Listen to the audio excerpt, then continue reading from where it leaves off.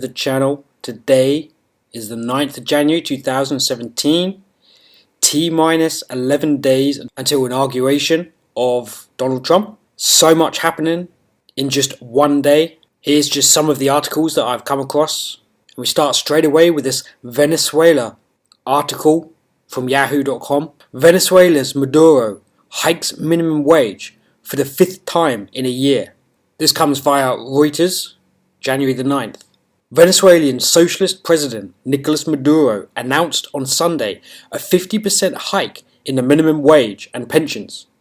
The fifth increase over the last year to help shield workers from the world's highest inflation rate. Now obviously we're all aware of exactly what is going on in Venezuela and how a lot of this news is just sort of swept underneath the rug, and it's seen as a third world nation which constantly has currency issues. But if you think about a minimum wage inside of the Western world, imagine if your minimum wage was adjusted 5 times in the year to keep up with inflation. If it doesn't work once, and it doesn't work twice, and it doesn't work 4 or 5 times, does that not just ring alarm bells that there is something seriously wrong? And by the time you've earned the money during the day, when you come to spend it in the evening, hyperinflation has hit that and devalued it even further. This is something which is going to occur globally, but at the moment has only been ruled out through a handful of countries. We've seen this occur in Cyprus. We've seen this occur all over the globe at various times to all forms of fiat currencies. Anything which is backed by nothing ultimately fails. You can prop it up for as long as you can, much like what is happening in Europe with all this quantitative easing, all this creation of infinite money. And we know money can be created into infinity, but that can only go on for as long as the people that use that currency have faith inside of that currency. They're now reporting that the Venezuelan bolivar has inflated 1,000% now, which means if you're holding anything in form of asset other than fiat currency during that devaluation, being a Venezuelan, you've been able to hold on to your wealth, your ability to survive through hardship, which is nothing more than the overall agenda that's being played on the planet currently. Things are just coming out in stages across the globe, all in order to decentralize people to this game that is being played and this war that is being waged on the 7 billion people on this earth. It's another link here from Sputnik News. Why Venezuela's Bolivarian revolution is now teetering on the brink, published the 4th of January.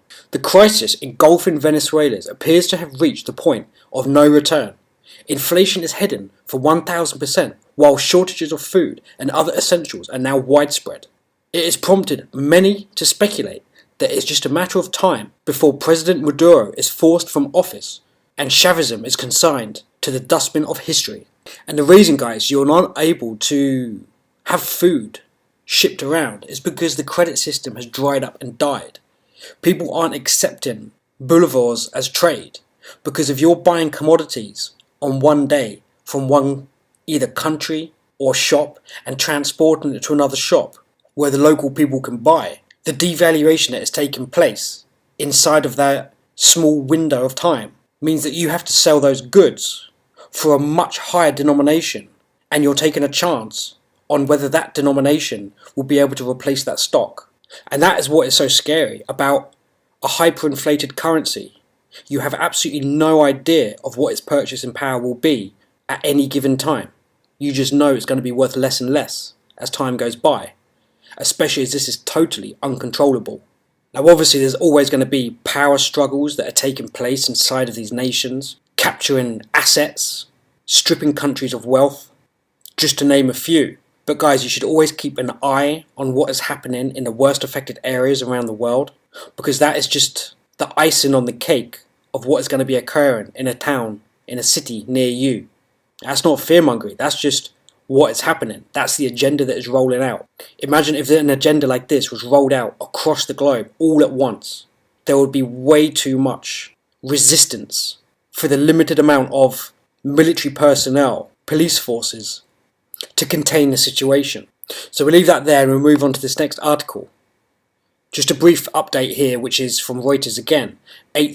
Sunday the 8th of January. North Korea says it can test launch ICBM at any time, official news agency. North Korea declared on Sunday it could test launch the Intercontinental Ballistic Missile, the ICBM, at any time from any location set by leader Kim Jong-un, saying a hostile US policy was to blame for its arms development. Kim said on January 1st that his nuclear-capable country was close to test launching the Intercontinental Ballistic Missile.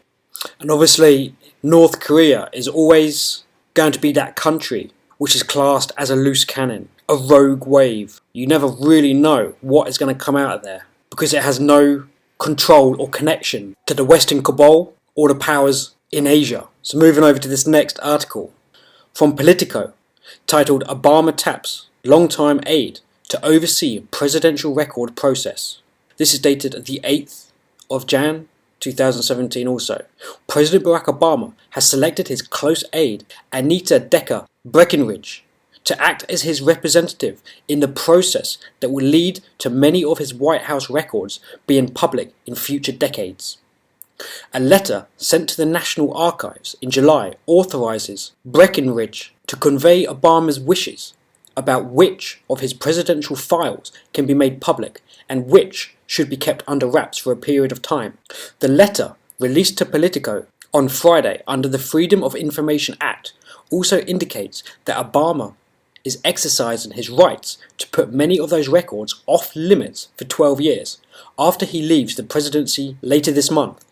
While the move could be seen as at odds with Obama's frequently stated commitment to transparency, it's a step other recent presidents have also taken before leaving the White House. It goes on to say, Obama's notice, dated July the 26th, 2016, means that if he were to die or become incapacitated before 2029, Breckinridge would retain discretion over which advice and appointment-related records should be made public. If a president were to die in office without signing a letter similar to the one Obama signed in July, much of the confidential advice could go public after 5 years. That could explain why Presidents Bill Clinton and George Bush signed their restriction letters less than 2 years after taking office. It's unclear why Obama waited until year 8 of his presidency to sign his. It goes on to say, as President Obama took a couple of steps to ease and spread the overall process for the release of presidential records, on his first day in office he rolled back a Bush executive order that historians complained gave the families of deceased presidents too much power to withhold presidential records. A judge had blocked part of that order in 2007, and in 2014 Obama signed a law that capped the amount of time historical presidential records can remain under pre-release review by the White House counsel's office. That measure has dramatically reduced delays in disclosure of presidential records, which sometimes spent a year or more awaiting final White House clearance to be revealed to the public. So nonetheless, guys, although Obama came into office bullshitting everyone about how transparent things should be, he's now doing everything to cover his tracks, to at least give him a 12-year timeline before this information can be released under national security. So it'll be interesting to see with the article that I covered in yesterday's video regarding Donald Trump supposedly having a letter that will null and void every single action the previous president made. That should then make these secrets that are being buried for 12 years viewable and potentially release this information, should it be required, to the general public of exactly who and what these previous leaders did in office. So carrying on, moving over to Sputnik News. Shocker proof of Russia's Trump support was compiled during Obama's election. And this is actually backed up again by Jim Stone's website, because he's got an update to this article also. But this was published on the 7th of January. A highly anticipated declassified US intelligence report aimed to prove that Russia supported Donald Trump has turned out to be a huge embarrassment. The annex that contained factual material that was thought to provide evidence of RT's influencing the American public was compiled in December 2012, right after the re-election of Barack Obama. The report focuses on television shows and interviews that took place 4 years before Trump was elected and well before he was even a politician. In Annex A of the report, intelligence agencies claim that Kremlin's TV seeks to influence politics, fuel discontent in the US. Buried at the bottom of the page is a note stating, quote, "This annex was originally published on the 11th of December 2012 by the Open Source Center, now the Open Source Enterprise," end quote. So the long and short of this article, guys, is the majority of the evidence that has been put forward in the Western world regarding this whole fiasco about how Russia is hacking into supporting the Trump election is all previously evidenced back from 2012 regarding the Obama presidency race. All they've done is removed a few dates and put in a few different dates. Pretty scandalous, but what more do you expect? And you can see that also referenced on the Jim Stein website. Something else here, guys, which I wanted to link in purely for the fact of the transgender movement that is being spread worldwide, especially through America, is another article from Sputnik, posted on the 9th of January. California, again, California's coming up a lot, first to pay for inmates' sex reassignment surgery. A 57-year-old convicted murderer serving a life sentence in California became the first US prisoner to receive state-funded sex reassignment surgery, Quinn's lawyer confirmed Friday.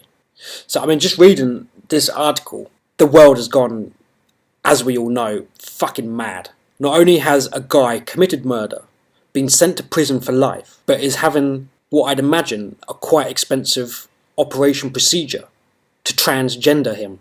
In what rational way is this something that should be offered and paid for by the state and by the people? Now here's a picture of the guy, girl, whatever you want to call it. First trans inmate granted gender surgery. Shilhai Quinn has become one of the first prison inmates granted to gender reassignment operation that will be paid for by the locals. And guys, to make this even worse, after the rehabilitation period, Quinn will be transferred to a women's prison, according to Terry Thornton, a spokesman for the California Department of Corrections and Rehabilitation. So this guy, who is still got the build and the strength of a guy, is going to be sent to a women's prison. Ludicrous. And following on from this ludicrous article, there's another one, and I saw this yesterday and I just ran out of time for covering it because obviously these videos tend to go on a bit. Anyway, the BBC, the British Broadcasting Company, has come out with this great sketch show which is called The Real Housewives of ISIS. And don't get me wrong, I watched the video and it is seriously funny, but what is this going to be doing to people's perception of ISIS? This is going to be doing nothing but glamorizing the hilarious factor around bombings, around joking about jihadist Johns and everything else related to ISIS. And this is being pumped through a mainstream TV channel, which I believe is going to be BBC Channel 2. So this will be streaming into millions of homes in the UK, influencing the multi-diverse culture and young formative minds that it's okay to joke and to mock wearing suicide bomb belts and the treatment of women, all in the name of comedy. Well, this is obviously going to have a very adverse effect on society, because that line will be crossed between all these so-called videos that are being released with brutal beheadings, with bombs being blown up at airports, with buildings being taken down, and fantasizing about it inside of comedy. Now, I'll definitely expect a huge number of complaints to be lodged against the BBC for this broadcast, and it will probably be taken down. But as we are obviously aware, ISIS is nothing more than a Western designed, built and funded organisation with forever changing names. So I find it quite ironic that not only are they condemning terrorism, but they are also condoning and glorifying it via comedy. So moving over to this next. Again, 9th of January. Sputnik News. People's Bank of China weakens yuan against the dollar again by 0.87% today, Monday. So this is really just a quick catch up. Again, it's pretty much a 1% devaluation on the Chinese yuan, which is nothing more than a continuation of the currency wars, and everything obviously has to then follow again with devaluations in order to compete in market trade. But with all these devaluations occurring, you're just going to continue to see outflows into other assets like Bitcoin and precious metals. It's the only way people can preserve their cash, their wealths, from being eroded by these governmental Ponzi schemes. Sputnik again. Investment bank CEO fears Brexit could cause the EU to fail down the road. And this comes courtesy of Jamie Dimon, CEO of the lending and investment bank, the mega JP Morgan. He has said that any UK redundancies made as a result of Brexit will take place over a number of years and will not be immediate. JP Morgan employs over 16,000 people in the UK, with London hosting its European headquarters. The bank had previously said that 4,000 jobs would be at risk if Britain were to lose the right to sell financial services to the European Union. In an interview with the financial news magazine, the boss of JP Morgan said that he was worried about the impact that Brexit would have on the British economy. Now obviously guys, I'm not going to go on and read anything more there because most of it is just basically propaganda bullshit, and we all know who this Jamie Dimon scumbag is. And I find it ironic with this next article. 6 months after Brexit vote, UK has world's top economy. January the 7th. And so I think I forgot to issue the date for the last one. It was the 4th of January for the Jamie Dimon one. In June, when UK voters decided to leave the European Union in the Brexit referendum, the US press told the American people that the UK economy would suffer greatly as a result. And obviously guys, this isn't just the US press, it was the entire globe was threatening that the world was basically going to implode if the British people voted to leave. Moody's economist and Hillary Clinton's contributor, Mark Zandi, predicted that it would be, quote, going down the rabbit hole, end quote, at CBS News. Melody Hobson said that, quote, they're acting as if a recession is a foregone conclusion, end quote.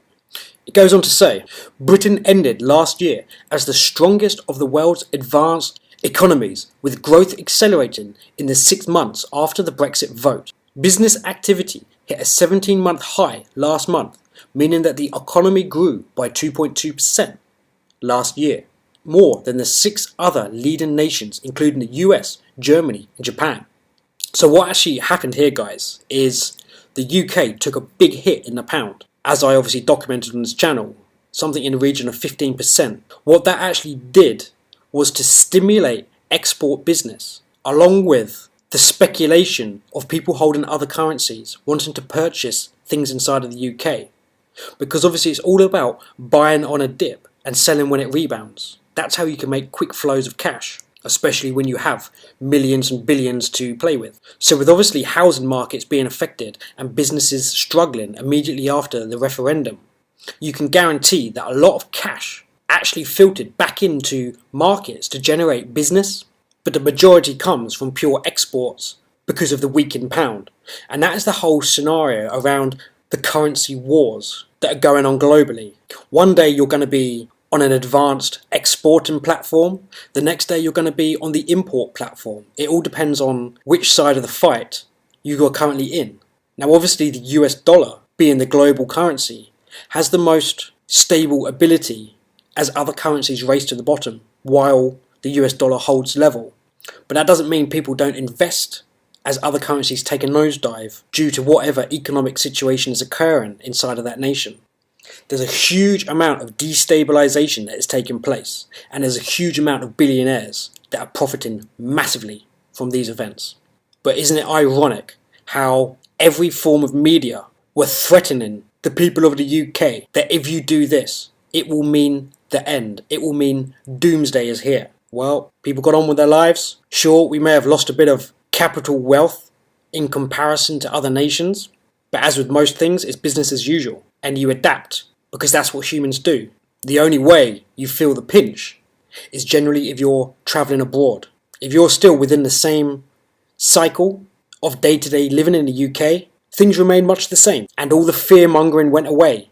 So now it's the time to see other Eurozone nations that are going to be holding referendums, that are going to be holding presidential races, because it's now time for the Eurozone to splinter and break apart and disintegrate into what it used to be, each individual nation with its own individual currencies. Unless, of course, the NWO have something to say about that. Moving on to this next article from Yahoo again, published on the 8th. Cities vie to hop onto super speedy Hyperloop rail. US startup Hyperloop One on Friday disclosed a list of locations around the world vying to put near supersonic rail transit systems to the test. The startup company, keen to revolutionise the way people and cargo travel, said that 35 contenders remained from a field of 2,600 teams in a Hyperloop One Grand Challenge launched in May 2015. Viable submissions had to be condoned by government agencies that would likely be involved in regulating and ideally funding these futuristic rails. And I'll add, making huge backhanders on the way. Projects in the running include Hyperloop rail connecting Sydney and Melbourne, Shanghai and Hangzhou, Mumbai and Delhi, and London and Edinburgh. Now I'm not sure about these other ones, but obviously I know that the London and Edinburgh link, which I think is HS1, which has been rumoured to be in the billions of dollars of construction, and it's been on and off and on and off. Anyway, there were also 11 US teams in contention. Quote, "There's been a lot of talk about reviving the infrastructure in the United States," end quote. Hyperloop One co-founder and engineering president Josh Geigel told AFP at Consumer Electronics Show, quote, "If that is the plan, there is a good chance we would start working with them," end quote, he said, referring to the incoming administration of Donald Trump. And that's the reason I'm reading this article out, guys, because it's linked back again, obviously, to Donald Trump. And we all know these hyperlink, high-speed networks are something which is obviously very expensive, like in the billions and billions of dollars. So with that comes huge projects and large amounts of job creation, which to me sounds right up Donald Trump's alley for stimulating the economy. But not to mention something like this with a blank checkbook of the US budget will create what I think is effectively billions and billions of additional debt, which will give the artificial stimulus and projection that the US is on recovery. Again, nothing more than injecting heroin into a system that needs nothing more than a natural collapse for real value to be readjusted to market determination. A lot of this money that will be pumped into stimulating these markets via this grand scheme is going to be filtered obviously into the pockets of the elites, into the people that throw contracts various ways, and ultimately how much of this fiat currency is going to filter down into the pockets of the people that really need it. Bearing in mind this death by 1,000 cut hyperinflation that is happening in the Western world. It's just not mainstream news quite like it is in Venezuela just yet. So heading over to RT News regarding this next article. Bitcoin under Trump could triple in value, Saxo Bank predicts, published 7th of January. And I hinted on this information a couple of days ago as well. The cryptocurrency Bitcoin could triple in value this year thanks to the US President-elect Donald Trump's, quote, spending binge, end quote, according to a report from Saxo Bank, which said the value of Bitcoin could hit over $2,100. And again, that reaffirms my last article that I just read, spending binge, because we're pretty sure Trump is going to come out, both arms swinging and stimulating the economy with vast amounts of job creations.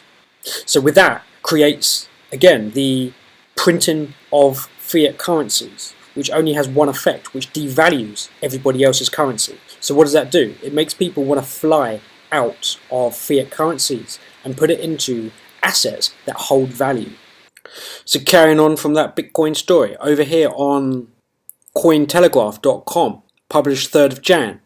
Ex-advisor in Brussels. Cryptocurrency mass adoption slow but unstoppable. Now bear in mind, we've covered this already on the channel, which is the adoption in India, Venezuela, and many other nations around the world which are setting up the infrastructure for the general public to purchase into the Bitcoin to prevent themselves being totally blindsided by government. In a chat with Cointelegraph, Matthias Klees, a founding member of Local Crypto and a former advisor in Brussels, revealed that Local Crypto's recent released platform is the first step in advancing real-world cryptocurrency adoption. So hopefully by me doing these videos and trying to share the implications of what this Bitcoin technology and cryptocurrency blockchain will be doing to the environment as we know it, literally is revolutionary.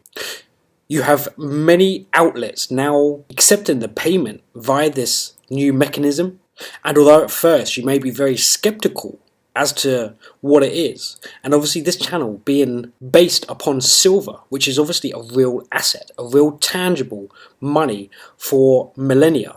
Why am I constantly talking about Bitcoin? Why am I constantly promoting this technology? And it's partly because in a world where computers are constantly evolving and fiat currencies are constantly eroding, this is one of those things which cannot be fully controlled by one governmental entity. Now, albeit this has no real tangible backing behind it, it is down and based upon the people who are using this that put faith in its value. And there's a lot of amazingly fantastic informative videos that you can watch to help educate you on exactly why this is something to keep an eye on and try to learn about, because it is still only in its infancy stages, but is something which will be a very powerful part of a diversified portfolio. Because with the constant manipulations that are occurring throughout the metals markets, it's nice to expose yourself into another market which can't be manipulated, or can't be manipulated for long, because obviously governmental entities can print vast amounts of currency and buy up vast amounts of cryptocurrencies or bitcoins or any other form, and then suppress the market by selling them, devaluing that cryptocurrency. But they have already tried doing that throughout the 8-year period inside of Bitcoin. But what is the reaction inside of the market? Each time a huge slam occurs, Bitcoin has always had an average of doubling its value year on year. And after each slam and each hit that this network takes, it rallies higher the following year. And a lot of people will argue, yeah, well, it was up at 1,000 many years ago.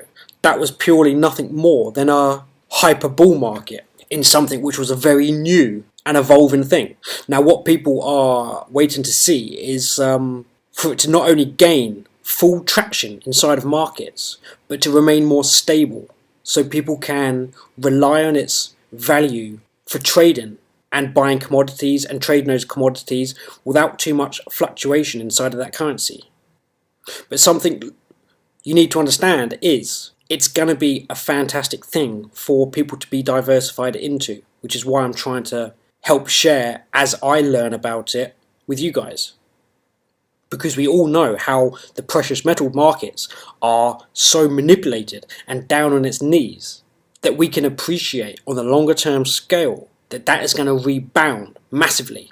So if we understand that in something which is physical and we can hold, then we can understand that something which is decentralized from the banking cartel is also something which is equally valuable, because they can't control it. Much like they can't control us holding physical metal and preserving our wealth. So that is basically the long and short of what that article says. Why it is a slow but an unstoppable currency that is going to sweep across the globe as it gets introduced across new platforms to billions of new customers that want to escape the grips of the currency devaluations that they hold, So it's definitely going to be a very interesting decade for this cryptocurrency during all the global events that we are going through at the moment. So getting over to this next article titled Satellite Images of Russian Nuclear Capable Missiles in Syria Revealed as Kremlin Claims Military Drawdown. So this article caught my eye because it's an Israeli-owned firm that builds all of the long-time US allied spy satellites unveils a high-resolution image showing the deployment of Russian nuclear-capable ballistic missiles in Syria on Thursday. The images surfaced shortly before the Kremlin claimed it began reducing its military presence in Syria. Now, we're obviously all aware of the back-and-forth propaganda played by both sides, but we know for a fact that we can't trust the Western media, let alone an image which has come from an Israeli-owned firm. Now, this is going to be pure speculation on my part, because as I understand it, Russia want nothing to do with creating a world war. They want Trump to get into office, and they want to create business opportunities inside of Asia. The last thing they want is to create millions of people to die. Whereas, can we say the same about the Zionists in the West? No. So I have no idea what this two Iskander vehicles are, but perhaps they might have simply just been copy and pasted into this image. I'm not to know. I'll let you guys decide yourself. And this could just be more propaganda and antagonization, which the West will confront Russia with, claiming it to be hostile, because we all know Mr. Obama doing everything possible to try and spark some sort of conflict with Russia and China to possibly lock down the states under a martial law status and prevent Trump getting into office. 11 days, we will find out. Moving over to this next article, and here's where we take a different slant on this video, and you can see an agenda evolving. Yahoo News. Germany's Islamic scene growing, says the security chief. Berlin. Germany's domestic security chief warned Sunday that the country's radical Islamic scene is not only growing, but becoming more decentralized, posing greater challenges to surveillance operations. Well, I don't know about you guys. Greater challenges to surveillance operations means only one thing to me, that we need more officers and we need more cameras to monitor.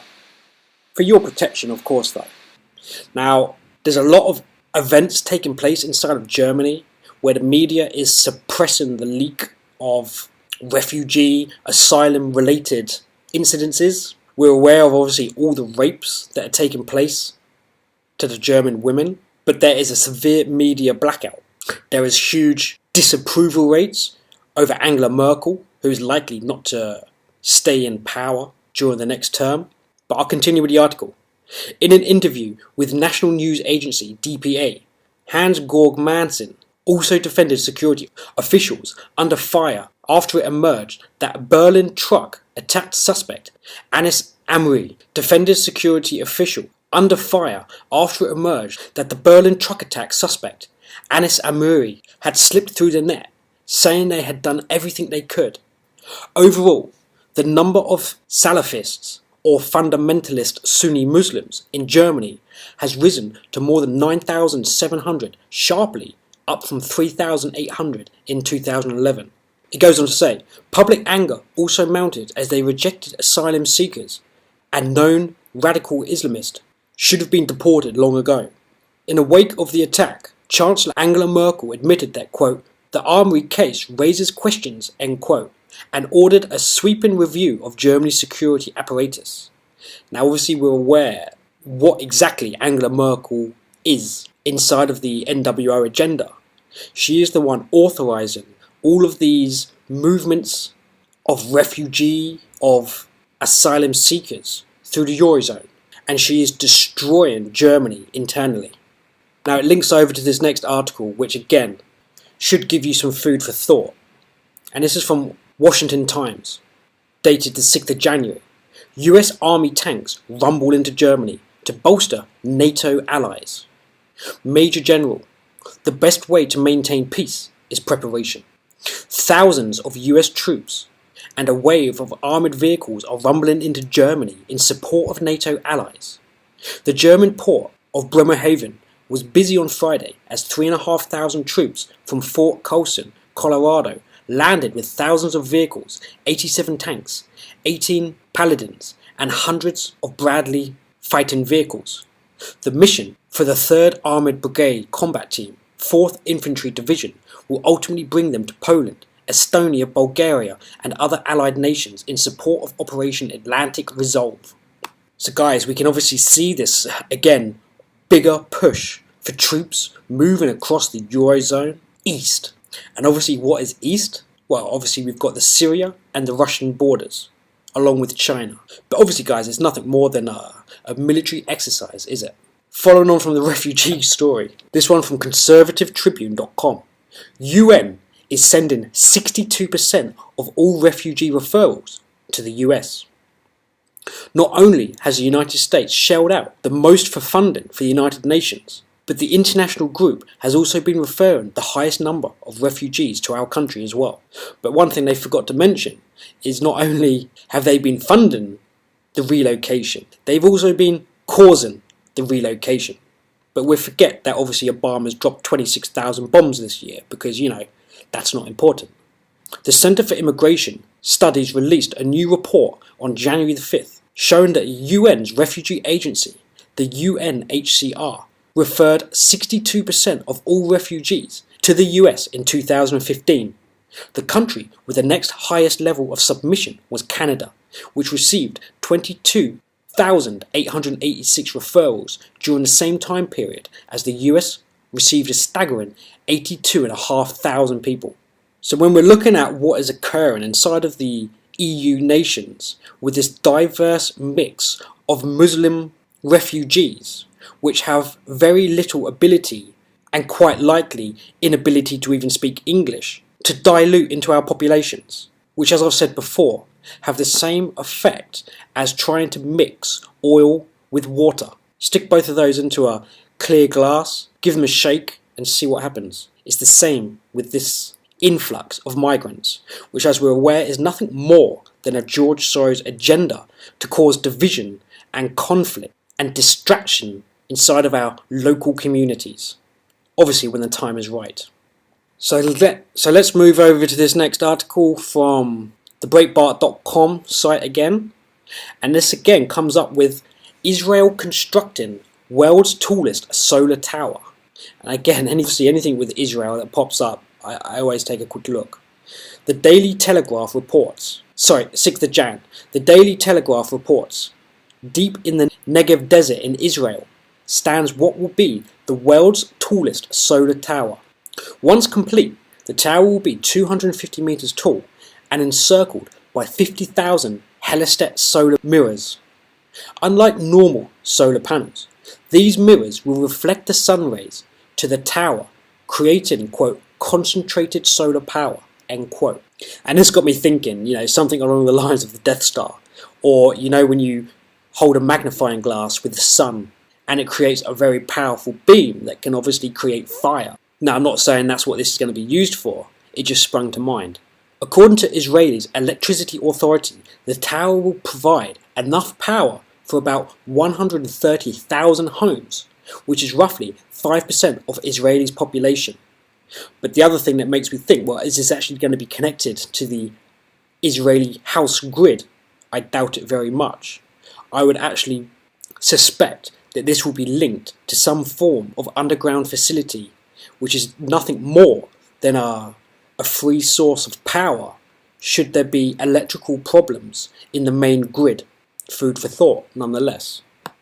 Moving over to this next article, and we're getting to the end here, so thanks for staying with me if you found this a bit long, but there's just so much going on that there's just not enough time to cover it all. January the 3rd, from TruePundit.com. China is building a floating nuke power plant in disputed waters. And for those who obviously been with the channel a little while, you know that I've covered all the situations down in the South China Sea, and especially obviously around the Philippines area. So here it is. China officially began building an offshore floating nuclear power plant the country plans to place in the disputed South China Sea. This plant, and others like it, are intended to power isolated locations in the South China Sea, according to a statement by the state-controlled China General Nuclear Power Corp. Foreign affairs experts see these nuclear plants as a way for China to cement its territorial claims.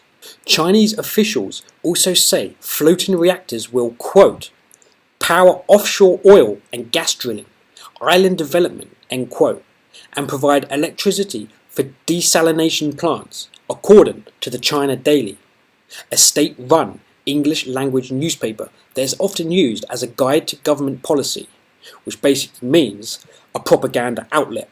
So if they're saying it's going to be used for power offshore oil and gas drilling, when we know they are building military reinforcement bases down in the South China Sea, we would anticipate that this is the power source that is going to be used for military purposes and protection in the South China Sea.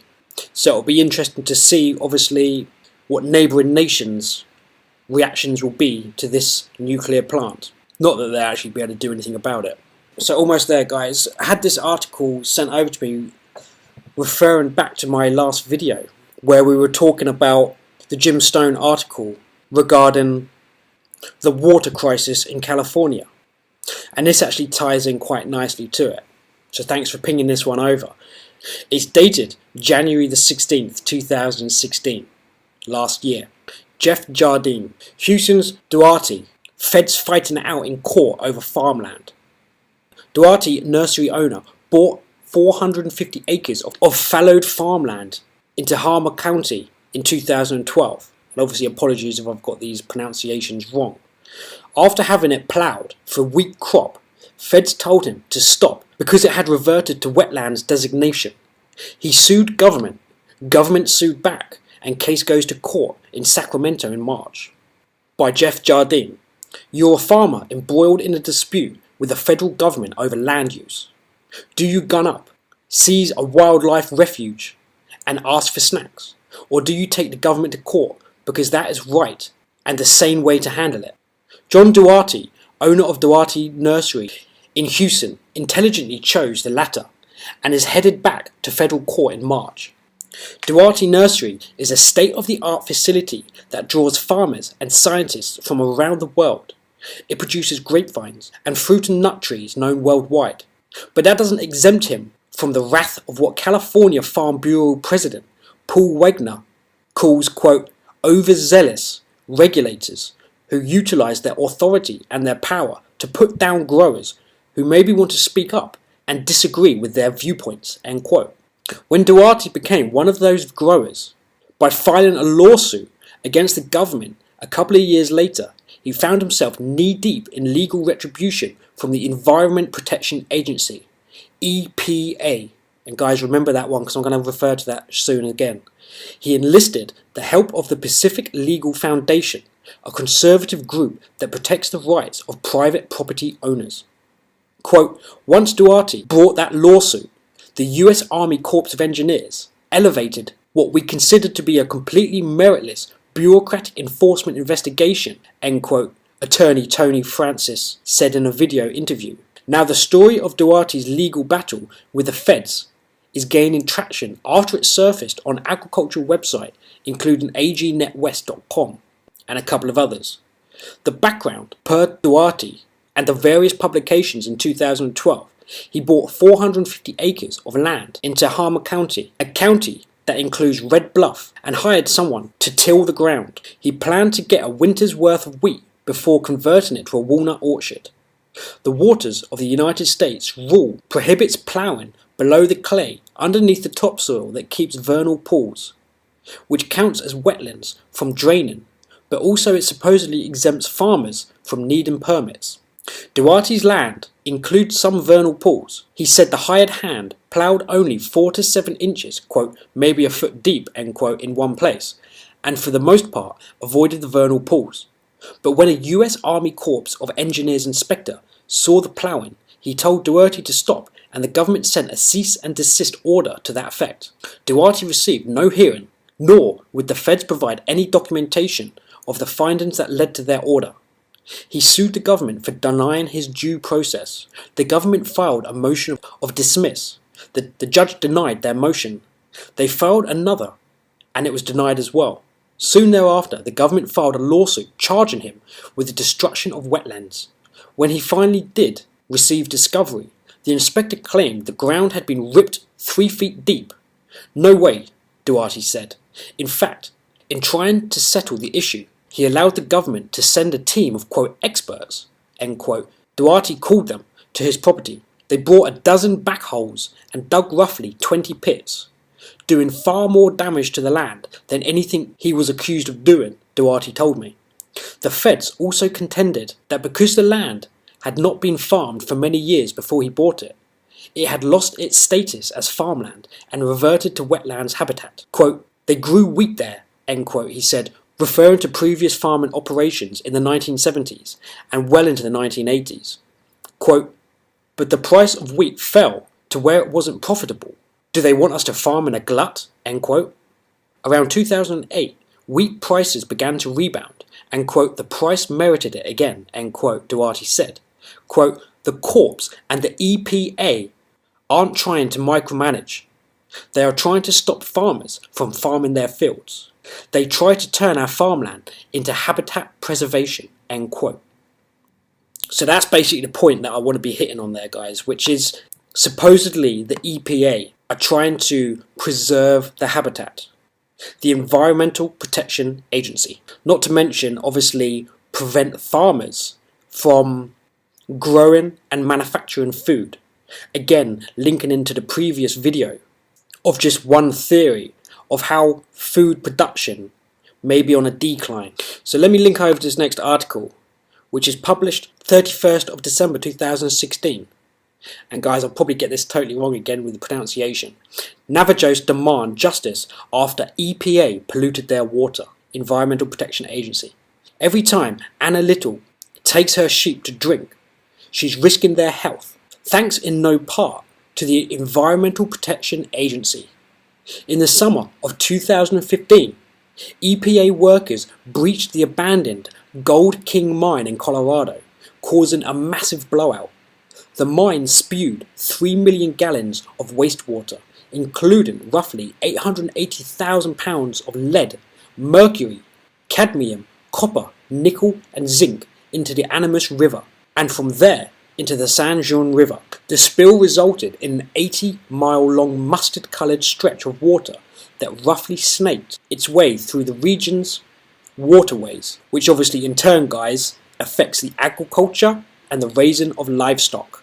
So by this leaking into the agriculture, it inadvertently filters back into the food chain.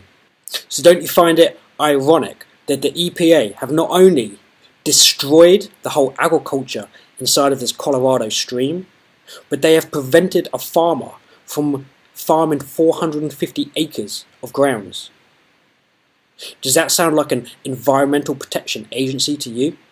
Or does that seem like a agenda unfolding? Leave your comments below, guys. Thanks so much for watching, and I'll see you on the next video.